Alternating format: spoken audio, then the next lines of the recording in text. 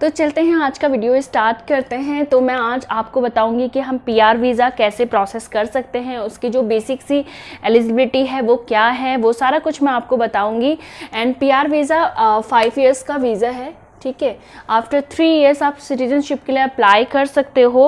अब पहला ही क्वेश्चन मैं यहीं पे ही क्लियर कर देती हूँ। कुछ लोग ऐसे पूछते हैं कि अगर हमें सिटीजनशिप नहीं मिलती है कनाडा की तो उस टाइम पे हम क्या करें। तो आप ये कर सकते हो, जो 5 साल का वीज़ा मिल रहा है आपको, आप उस 5 साल के ड्यूरेशन में तो रह सकते हो। लेकिन अगर आपको सिटीजनशिप आपने अप्लाई किया और आपको सिटीजनशिप अप्लाई मतलब कि कैंसिल हो गया, रिफ्यूज़ हो गया, तो आप फिर अगेन 5 साल के लिए पीआर वीज़ा अप्लाई कर सकते हो। डेट मीन्स कि आपके पास 10 साल का टाइम होगा आराम से रहने का।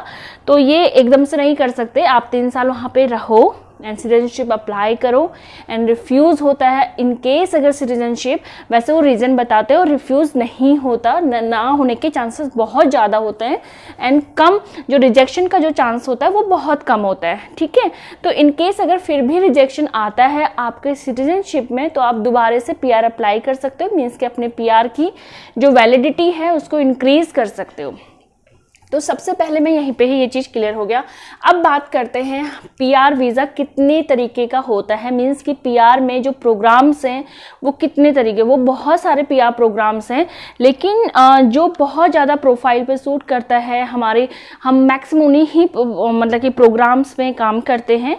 वो है सबसे बेनिफिट वाला कहो एक्सप्रेस एंट्री, एंड देन आता है पीएनपी, एंड उसके बाद RNIP, and then work visa last है, ठीक है। तो आज हम जो बात करेंगे, जो मैं डिटेल में आपको बताऊंगी, वो सिर्फ और सिर्फ एक्सप्रेस एंट्री के बारे में मैं आपको बताऊंगी कि इसकी एलिजिबिलिटी, बेसिक सी एलिजिबिलिटी क्या है उसका। अगर डिटेल में जाओगे तो ये सारे पॉइंट टू पॉइंट कैसे, कहाँ से क्या क्या करना है आपको, वो भी मैं आपको आने वाले वीडियोस में बताऊंगी, ठीक है।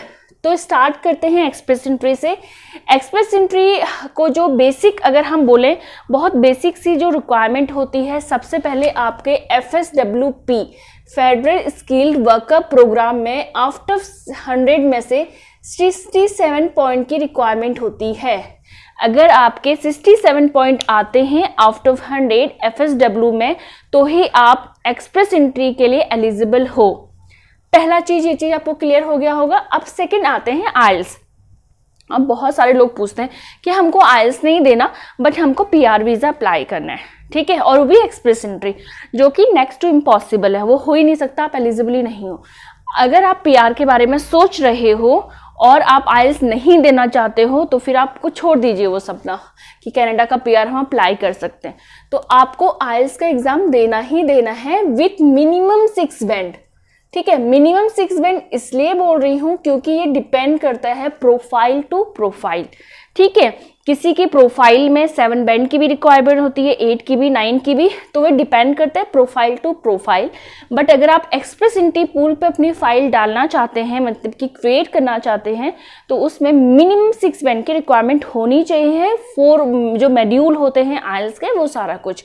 अब आइल्स के जो 4 मॉड्यूल होते हैं, क्या होता है, कैसे है, मैं आपको आगे बताऊंगी, मीन्स कि नेक्स्ट वीडियो में बताऊंगी, ठीक है। अब देन नेक्स्ट मूव करते हैं ECA।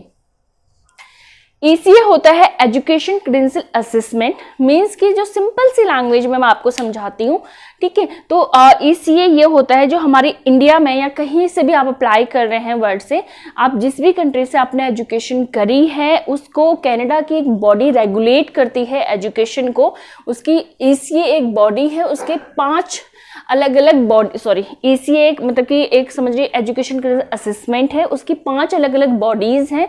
वहाँ से अपनी एजुकेशन को आप मतलब कि पूरा वो करवा सकते हो एक तरीके से कि आप यहाँ से रिपोर्ट भेज सकते हो, आप जांच करवा सकते हो सिंपल सी लैंग्वेज पे, ठीक है। तो ये जांच करवा सकते हो कि आपकी जो एजुकेशन है वो वैलिड है या नहीं है, आपने सही कॉलेज से किया है नहीं किया, क्योंकि इंडिया में भी बहुत सारे कॉलेज ऐसे हैं जो ECA की कई बॉडीज में ब्लैक लिस्टेड हैं, ठीक है। वो कौन कौन सी बॉडीज हैं, कहाँ से, अगर आपने किस यूनिवर्सिटी से किया है तो आप कहाँ पे अप्लाई कर सकते हैं, कहाँ से आपको जल्दी ECA की रिपोर्ट मिलेगी, कहाँ पे आपको टाइम लगेगा, वो बहुत सारी चीज़ें हैं अगर मैं आपको डीपली बताऊँ तो, ठीक है, अभी मैं आपको बहुत ब्रीफ में बताऊंगी कि आप बिल्कुल से समझ पाओगे कि पीआर वीज़ा होता क्या है, उसमें क्या क्या प्रोसेस होता है, आप एलिजिबल हो या नहीं हो, एक बेसिक से पॉइंट से वो मैं सारा कुछ समझा रही हूँ। तो ये हो गया ईसीए।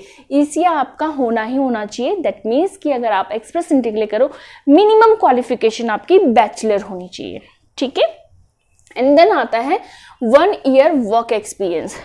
अगर क्योंकि ईसीए में जो पॉइंट सिस्टम होता है, सीआरएस तो एक अलग है, ईसीए में जो पॉइंट सिस्टम होता है ये जो बेसिक्स है उसके पॉइंट हम कैसे कैलकुलेट करते हैं, आइल्स के पॉइंट के अकॉर्डिंग, ईसीए की जो रिपोर्ट आती है उसके according, work experience, age, marital status और भी बहुत सारे फैक्टर हैं।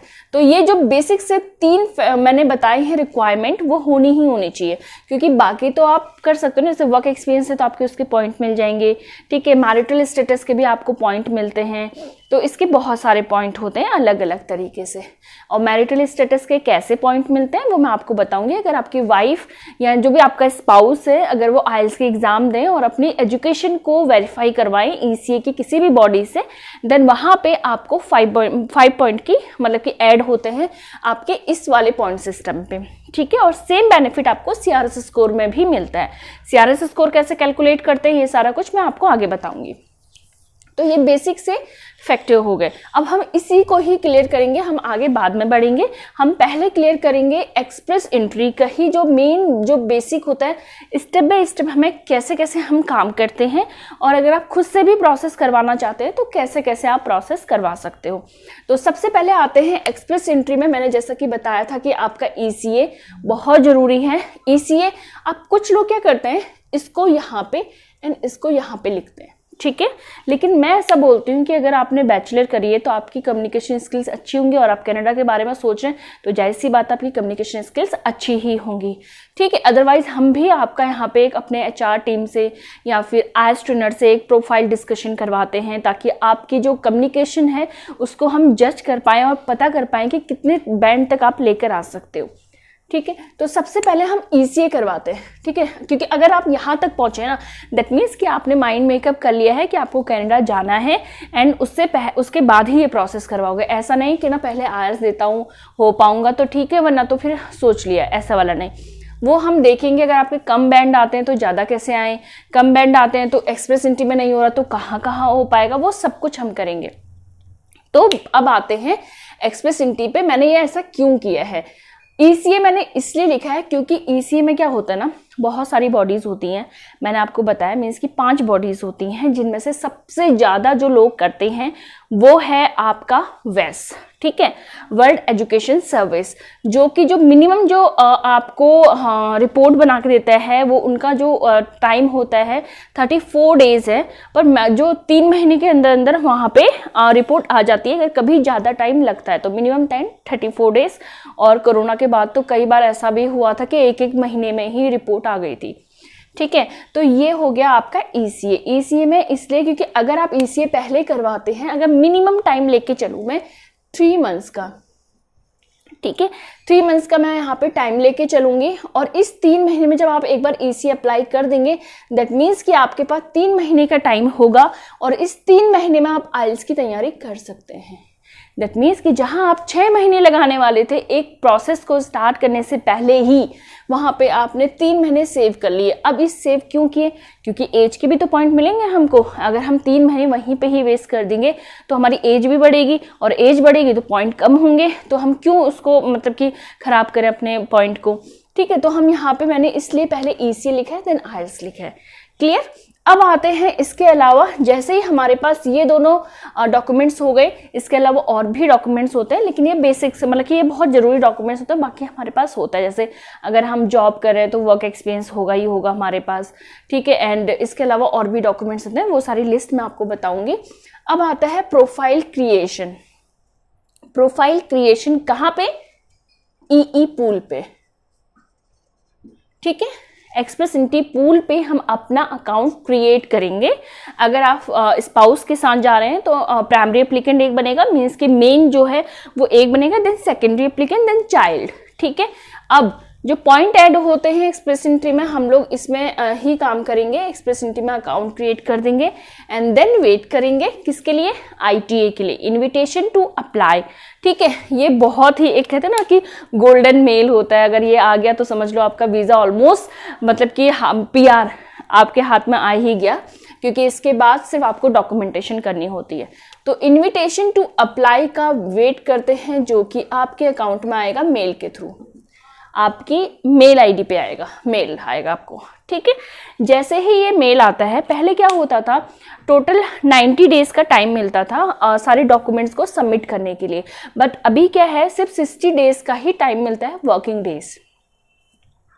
60 वर्किंग डेज का टाइम मिलता है, जिसमें हमको सारे डॉक्यूमेंट सबमिट करने पड़ते हैं, जिसमें से अगर मैं मेन डॉक्यूमेंट्स बताऊं तो मेडिकल सर्टिफिकेट हो गया, पुलिस वेरिफिकेशन हो गया, इसके अलावा आप अपना अकाउंट डिटेल हो गया, क्योंकि वहां पे आप जाएंगे रहेंगे, पूरा खर्चा भी तो चाहिए 1 से 2 महीने का, तो आपको फंड की रिक्वायरमेंट होती है, वो आपको शो करनी होगी। इसके अलावा आप रिलीविंग लेटर, ये लेटर बहुत सारे होते हैं, अगर आप मैरिड हैं तो आप मैरिज सर्टिफिकेट, ये सारे कुछ आपको चाहिए, बर्थ सर्टिफिकेट, ये बेसिक डॉक्यूमेंट्स होते हैं वो चाहिए होते हैं। तो अरेंज डॉक्यूमेंट्स, जब ये आप यहाँ पे मैं आपको एक सजेशन देना चाहूंगी, जब आप प्रोफाइल क्रिएट करते हैं ना जिस टाइम पे, उसी के बीच का और ITA के बीच का जो टाइम होता है, ये टाइम कितना होगा, ये ना हमारे हाथ में है ना आपके हाथ में, ये सिर्फ और सिर्फ कनाडा गवर्नमेंट के हाथ में, क्योंकि जैसे जैसे ड्रॉ निकलेंगे एक्सप्रेस एंट्री के, वैसे ही आपकी फाइल पिक होगी। वो कैसे, CRS स्कोर फॉर एग्जाम्पल अभी का जो ड्रॉ निकला है वो निकला है 491। ठीक है, और आपका CRS स्कोर है फॉर एग्जाम्पल 498 करते हैं, अगर ये ड्रॉ निकला है तो आपकी फाइल यहाँ पे पिक होगी। आपकी जो CRS होना चाहिए ड्रॉ के बिल्कुल इतना होना चाहिए, 491 बराबर होना चाहिए या उससे थोड़ा सा ऊपर होना चाहिए, तो ही फाइल मतलब पिक होती है। ठीक है, तो CRS यहाँ पे अगर इतना होता है तो ये आपकी फाइल पिक होगी। तो जैसे आपका ड्रॉ निकलता है, अगर आपका मैच करता है CRS उसको, देन आपकी फाइल पिक होती है एंड आपको ITA मिल जाता है। ITA मिलने के बाद आप डॉक्यूमेंटेशन कर सकते हैं, डॉक्यूमेंटेशन होगी, देन उसके बाद आपके पास मेल आएगा कि आपके सारे डॉक्यूमेंट्स क्लियर हैं। आप उसके बाद वीज़ा स्टैंपिंग के लिए आप अपने नियर VFS ऑफिस जा सकते हैं, वीज़ा आपका पासपोर्ट सबमिट होगा वहाँ पे एंड उसके बाद वीज़ा स्टैंप होकर विद इन 15 डेज आपको मिल जाएगा एंड देन उसके बाद आप कनाडा के लिए फ्लाई कर सकते हैं। अब यहाँ पे ये क्वेश्चन आता है कि अच्छा मैम कि ये बताइए कि कनाडा के लिए हम लोग को PR मिल गया तो फिर हमारे हाथ में मिलेगा क्या PR? नहीं, ऐसा नहीं होता। आपका जब वीज़ा स्टैंप होता है आपके पासपोर्ट पे, तो वहाँ पे क्या होता है, सबसे पहले आपको एक अप्रूवल मिलेगा कि आप कनाडा में आपकी एक एंट्री है। ठीक है, आप वहाँ पे जाएंगे। ठीक है, वहाँ पे जाने के बाद कम से कम 10 डेज और मैक्सिमम 1 महीने के अंदर आ जाता है वैसे। ठीक है, 1 महीने में आपको PR कार्ड मिलेगा, देन वो आपका PR कार्ड होता है। दैट मीन्स कि अगर कुछ ऐसे सोचते कि हम यहीं पे रहेंगे, हमको यहीं पे PR मिल जाएगा, फिर देखेंगे हमें कब जाना है, क्या जाना है 2 साल 4 साल के बाद, पर ऐसा पॉसिबल नहीं है। अगर आपके पास मेल आता है, वीज़ा स्टैंप होके आता है, आपको कनाडा जाने का टाइम मिलता है, आप वहाँ फ्लाई करेंगे, देन वहाँ पे रहने के बाद फिर वहाँ से आप अपना PR कार्ड अप्लाई करेंगे। ठीक है, और उसके बाद आपके पास PR मिल जाएगा, आपके हाथ में PR कार्ड मिल जाएगा। पर इसका मतलब ये बिल्कुल नहीं है कि वहाँ जाने के बाद आपके पास PR कार्ड नहीं होगा। 101% मिलेगा अगर आपके वीज़ा स्टैंप हो चुका है और इस प्रोसेस के थ्रू। ठीक है, ये दोनों चीज़ें आपको क्लियर हो गई होंगी। अब आते हैं हम यहाँ पे सेकंड जो होता है PR का जो प्रोविंस नॉमिनेशन प्रोग्राम, जिसके अंदर कनाडा में 10 प्रोविंस हैं जो मैंने लिखा हुआ है। सबसे पहले Alberta, British Columbia, Manitoba, New Brunswick, Newfoundland and Labrador, Nova Scotia, Ontario, Prince Edward Island, Saskatchewan and Quebec. ये 10 प्रोविंस हैं एंड 3 टेरिटरी हैं। यूकोन सबसे पहली टेरिटरी है and north west and Nunavat, ये 3 टेरिटरी हैं कनाडा में एंड यहाँ पे हैं आपके 10 PNP हैं, प्रोविंस नॉमिनेशन प्रोग्राम है। ठीक है, इनमें से 3 आपके एक्सप्रेस एंट्री में भी होते हैं। वो कैसे होंगे मैं आने वाली वीडियो से बताऊंगी, सारा कुछ एक ही दिन बताऊंगी तो बहुत सारा हो जाएगा, है ना। तो ये सारा कुछ आपका है। अगर आप एक्सप्रेस एंट्री के लिए एलिजिबल नहीं हो तो आप इस प्रोग्राम में अप्लाई कर सकते हो, इसमें नहीं हो आप इसमें अप्लाई कर सकते हो, इसमें नहीं हो आप वर्क वीज़ा अप्लाई कर सकते हो। तो हमारे पास बहुत सारे ऑप्शन होते हैं। अगर किसी की प्रोफाइल वीक है तो हम देखते हैं कि हम कहाँ कहाँ पे उनका प्रोसेस कर सकते हैं। ठीक है, तो अब ये सारे प्रोग्राम हैं जिनमें हम पूरा प्रोसेस करेंगे और इसके लिए ये अलग अलग है। प्रोविंस नॉमिनेशन प्रोग्राम आप इनको बोलते हैं। RNIP में कुछ रूरल नॉर्दर्न पायलट प्रोग्राम है, कुछ रूरल एरिया आते हैं जहाँ पे थोड़ी फैसिलिटीज़ कम होती हैं मेन सिटी के अकॉर्डिंग, आप वहाँ पे अप्लाई कर सकते हो। लेकिन इसका जो बेसिक रिक्वायरमेंट है वो है आपके पास वहाँ से ऑफर लेटर होना चाहिए। ठीक है, बाकी PR के किसी भी प्रोग्राम में, इन दोनों ही प्रोग्राम में एक्सप्रेस एंट्री एंड PNP में ये रिक्वायरमेंट नहीं है कि आपके पास होना ही चाहिए। हाँ, अगर आप करते हैं तो अगर साथ के साथ जैसे ही आपने ये सारे डॉक्यूमेंटेशन हो जाती है तो आप अपना CV बना सकते हैं as per the Canadian standard and आप अप्लाई कर सकते हैं वहाँ पे एम्प्लॉयर के पास जहाँ भी आपकी प्रोफाइल की रिक्वायरमेंट होती है। तो ये एक बेसिक सा प्रोसेस मैंने आपको बताया है। आपको ये सारा कुछ ऐसे ये आप याद होगा, आपको पता रहेगा, पूरा याद से अच्छे से देखना है आपको ये सारा कुछ। देन उसके बाद हम नेक्स्ट टॉपिक अगर आएंगे तो सबसे पहले मैं क्लियर करूँगी आपका एक्सप्रेस एंट्री के ही पॉइंट कि आप एक्सप्रेस एंट्री में कैसे प्रोसेस स्टार्ट कर सकते हो अपना। देन उसके बाद धीरे धीरे हम PNP प्रोग्राम भी आपको मैं बताऊंगी। तो ये रहा पूरा प्रोग्राम। अब मैं आपको ECA वगैरह IELTS के पॉइंट कैसे कैलकुलेट होते हैं, FSW पॉइंट कैसे कैलकुलेट करते हैं, ये सारा कुछ मैं अपने नेक्स्ट वीडियो में बताऊंगी। आई होप कि आपने इन्जॉय किया होगा वीडियो। तो हम मिलते हैं नेक्स्ट वीडियो में। एंड अगर आपको ये इन्फॉर्मेशन अच्छी लगी हो, आपको लगता है कि ये इन्फॉर्मेटिव वीडियो है, तो आप इसको लाइक कीजिए, सब्सक्राइब कीजिए। Thank you so much.